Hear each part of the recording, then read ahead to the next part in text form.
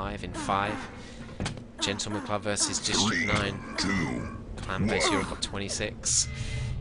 And let's get going with Cade. This is the qualifier. Of course, Gentleman Club take this. They are in the EuroCup groups. D9 knocks down to the Open Cup. So they need to win this map. D9. Nice bit of MG actually from Cade on Twister. He took quite a lot of damage there with the lightning gun. That's the backup for the 25 by plasma and a lightning gun to work with as Twister. Although Gentleman Club have taken a 4-frag lead. We see the quad actually on screen for us alone. It's going to be a late one. So this could, both teams have no excuse but to turn up. Well, Gentleman Club, they're already setting up. They look to be in good positions already, and it's going to be hard. You'd have to save D9 to get in. I don't know what items they have to work with, but they are making an attack. Moving in here, Freeman, good defense with the shotgun. Does get caught out by Shackle around the corner though. Looks like 1 second before it spawns, they have taken control and they can get that lightning gun frag to start off with, though he's run out of ammo with that lightning gun. Red armor won't be spawning anytime soon. It's a really impressive quad attack. Perfectly timed, which is obviously lucky because the players don't know the time of that initial quad spawn, and they don't have the timer that we have. To the side there, that was a double rail! Excellent. 2 people in that rail shot gets an impressive and an excellent with that quad. Straight up the bounce pad, yeah, but it puts D9 in the lead. Yeah, this is a really impressive start, and this is exactly what they needed. They needed a good start after that defeat on the first map, and they have it, so they've got a good base to work from now. Lane looks like he's on fire now. I mean, 100% rail there, 44% MG. I said his MG was quite good at the start of the map. 44% is quite good. Here's an attack coming in from behind from Ty. He takes a lot of damage there. Got a teammate in support. As Nons was probably the most aggressive, most effectively aggressive at least. Obviously Twister probably was the most aggressive of Gentleman Club in the previous map. And here's this lightning gun area. There's going to be a lot of challenge over that, but one of the 2 teams look like they're trying to control at the moment. You've got the red armor side, you've got the mega side. Well, they both seem pretty keen on red. I mean, it doesn't look like either team's decided we're going to be playing yellow mega and we're not too fussed about red, as we saw in the earlier game. And, you know, if that is the case, then red will be a key battleground, because whoever takes the red should be setting themselves up nicely to push out and take the lightning gun, the rail, and they're the 2 most important weapons.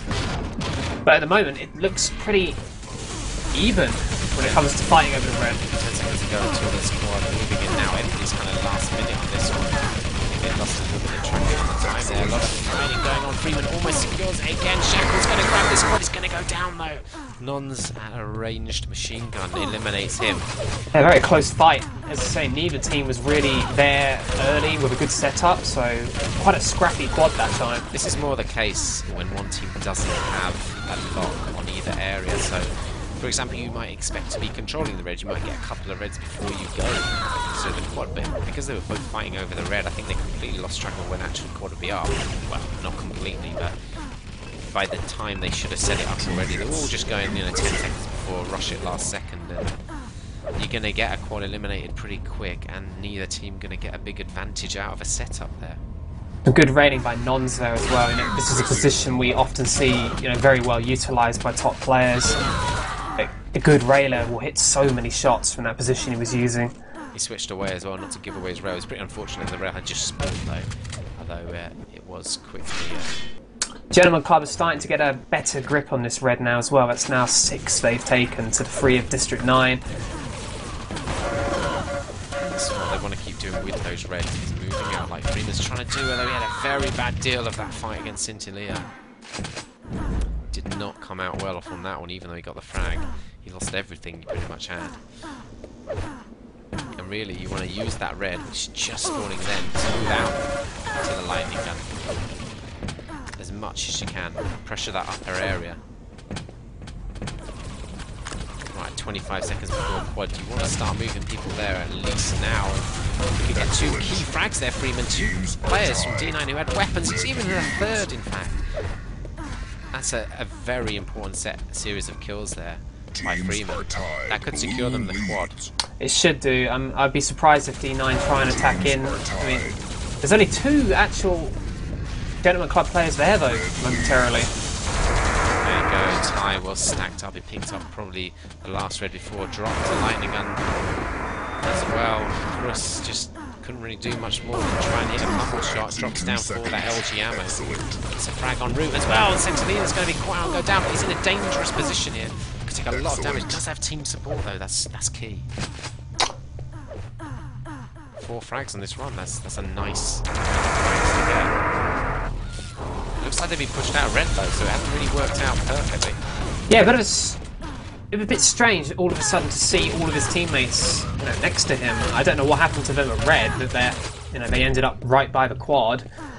But you know, that changes things a bit because, you know, up until now we've seen them at red all game, although to be fair it looks like they have just walked straight back in there without any real resistance, so hasn't really turned out to be a problem. Yeah, and that score gap has increased. Closing in on a 20 frag deficit now. It seems like really at the moment Gentleman Club are just running from side to side of the map and just picking up frag after frag.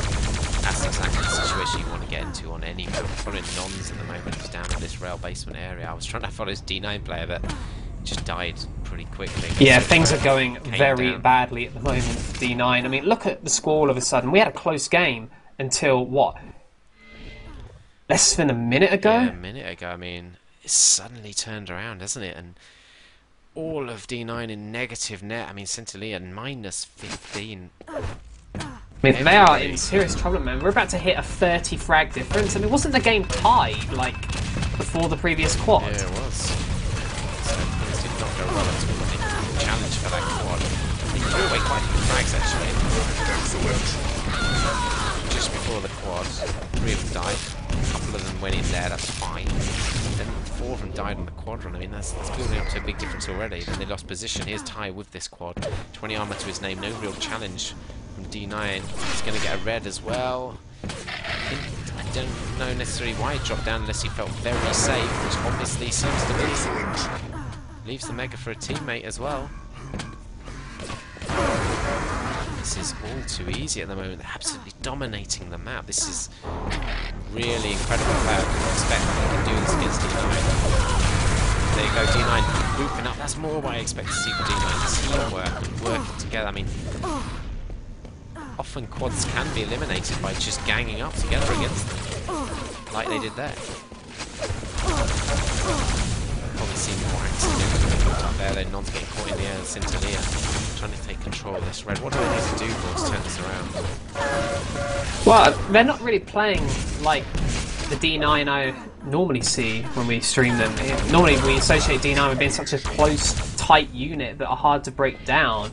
Now they sometimes struggle to take advantage of any control they have and build up frag leads, but you know, today they're not really playing as that unit we're used to seeing. Now following Kane, some of his stats 66% around. Need to get more rails then. If you're hitting your rail shots, get more rails. Going to get the red now. Which routes are going to take it? Move through to lightning gun. It takes so much damage from Twister. Look at this, it's dangerous. He goes down and Cross gets the frag, gets a couple of frags in the end. That's decent. They really need to start moving to quad now. Get people in position for it. And to get that last red as well. It looks like they do have someone waiting for it actually. Chris could be in trouble. He only 3 health, does get a frag, but he's dropped a rocket and going to miss out on the rail. As we follow Twister, who did get the frag 10 seconds ago before the quad. Looks like his team Gentleman Club already in position, and what they're going to do, a jump pad attack, D9, one at a time. That actually worked out in the end. Yeah, I don't know how that worked. I didn't see. I didn't see how Cross got in, but no, nor did I. Was that a distraction? He just ran in the side. Surprise! He's losing quite a few frags though, and that's what we talked about. But here we go. Cross can make up for that. He's got 2 frags on this run. Teammates all around him at this yellow armor area, so he is secure to move up on the counter. And now probably, yeah, just wants to pressure maybe the rail position. Now he's gone back to the quad. Okay. It's just one of those unfortunate routes you decide to take and you just happen to not really meet anyone, and that's so common on this map. Yeah, that happens a lot, but they have closed the score in. It's 20 frags now. It was up at 30, so it's starting to bring it back, and we are just around halfway through the second map. Remember, D9 do need to win this map. Kane grabbing that Mega. Easy kill with the rocket launcher. Could pick up another frag here. Weasley, Nons with the pummel. We get Nons off the spawn again as well. So that's worked out pretty well. The thing is, getting frags around those areas is all well and good, but if you're losing out on the key items, you're not going to pick up many more frags afterwards. That's a good rail from Kush. Looks like it might have protected that red armor, and maybe his teammate can grab it. 25 seconds before the quad, though. Nons is in position. He's now got a rail to defend this. He's got a rocket and a shotgun as well. It's a very good set of weaponry. Oh, that's a good frag, although he does get caught out in Centennial, and there's enough health to put him in a decent position with the lightning gun and the 100 armor he's got to his name. Oh no! Excellent. I think he should have been more aware of what's going on than trying to dish out weapons. Though that's good frags from Kane last second. Shaq manages to get the quad. Can he get this one to Freeman? No. I was unlucky. I mean, he put in some damage on Freeman, but just not quite enough to kill him. If he'd have survived that, he'd have been able to get out of there, health up, and look to bring the score back even closer. It is closing though. Yeah, it is. I'm surprised. I mean, they were nearly 40 frags behind. They've recovered that. Would have been easy to just almost sort of give up when you see that you're 40 frags behind. That's right. Freeman is trying to be the star man for Gentleman Club at the moment. I'm fancying a look at the scoreboard, although he's in a danger point, so maybe I won't now. I will now. +7 net for him, 5.5k damage. Look at the Reds, there's only a 2 difference. D9 trying to bring that one back. They are just ahead by 1 on both the green and the yellows, and only 2 behind in the Mega, so pretty even across the board. Yeah, I mean, we can't see weapon pickup stats. I just have this feeling that D9 are way behind on weapons they've had. A lot of damage to Freeman there, though he does come out on top, even though with 3 health, the 50's not up. Let's switch away from Freeman though, someone in the battle. Let's switch to Twister. He's got a set of weapons to utilise, not hitting the greatest accuracy ability, but he is picking up the kills against Kane in the point-blank range rocket there. 35 seconds before the quad. This is the time you want to start perhaps thinking about sending someone there, stacking it up.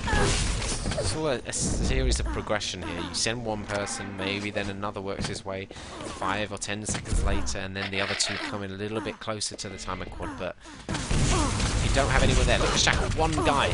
Just got 2 players from getting in the room. He's going to got 3 players.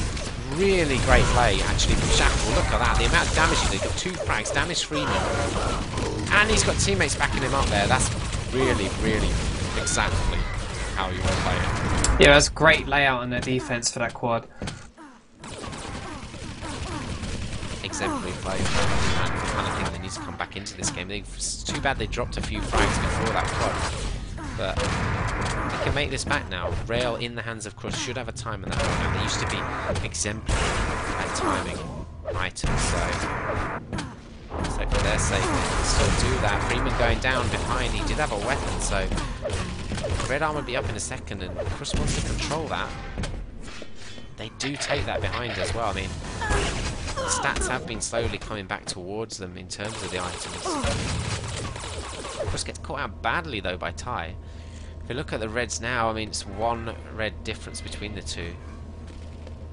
Yeah, I mean, if you took out that strange period where suddenly the score difference went from like nothing to 35, I mean, you take out that period of the game, and the game is very close. It's just D9 are now having to work so hard to just bring back that one portion of the game where they were just getting absolutely destroyed. This is something you really should work into your tactics if you are a TDM team. Is when you are out of control, you're losing frags. There's no point in just running around dying. Look at these rails by Ty. Third impressive there. Really important rails. He grabs the red as well.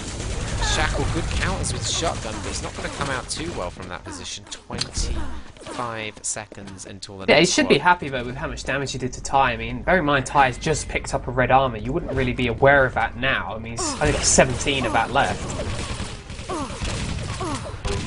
Oh, good pummel by Centennial, and Well, Ty's in a good defensive position still, although he drops down just as the guy spawns. That's so unlucky. I mean, you can't really predict that someone's going to spawn right there. Because that's a perfect defensive position otherwise.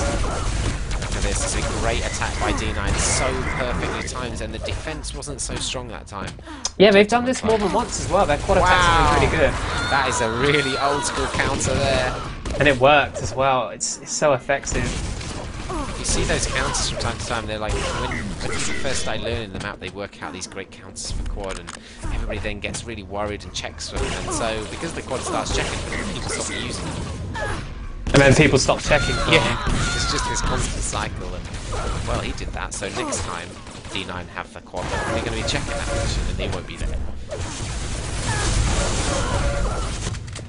Of course, the top players are pretty much always aware and check those positions.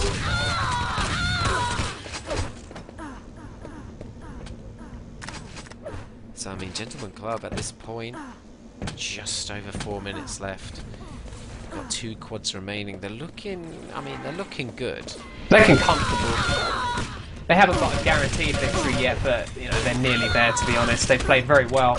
Quite impressive. Is this the point where maybe they take their foot off the gas, though? I don't think they will. I mean, this is a straight knockout game. They have to win this to qualify. They're not gonna, I don't think, get complacent and throw the game away. Nons has been probably my player of the day so far. He's really been excellent. All about the map. Each map, both maps so far. I mean, just covered so much ground in so many key areas. Centilea now at the quad 20 seconds before he's in a good defensive position. Got Plasma, he can back off and rail. Sounds like he's been moved in behind though. Oh my god, Twister gets the grenades. And yeah, they had moved in behind him anyway. This, oh my god. Did he get the grenade kill? He did. It's a nice little frag through the kill there probably. And Freeman rewarded with this quad. 5th excellent of the map. 2 frags on this run now. This is just going to confirm them as probably victors over this game. 4 frags on this run, 15 seconds remaining. Landing gun in hand, he's going to catch 3 of them in this room! Oh my god, 8 frags on this run, although 1 was a teammate. Shouldn't be getting anywhere near 7 frags on this map, really. No, but it's kind of luck of the draw. If you do pick the right route and you catch people out, as he did, you saw how quickly you can kill them. That lightning gun beam, it took out 3 people in the matter of a second.